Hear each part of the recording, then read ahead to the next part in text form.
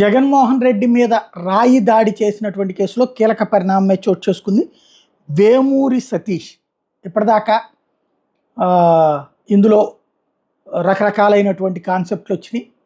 కులాలు, మత, వెనుకబడిన వర్గాలు, వెనుకబడిన తరగతులు ఇట్లాంటివన్నీ తెర మీదకి తీసుకొచ్చారు. గత 2 రోజుల నుంచి జరపాల్సిందంతా జరుపుకొచ్చారు. అనవసరంగా ఆ తెలుగుదేశం అనుకూల మీడియా తెలుగుదేశాన్ని డిఫెన్స్లోకి నెట్టినటువంటి సంఘటన అని చెప్పాలి.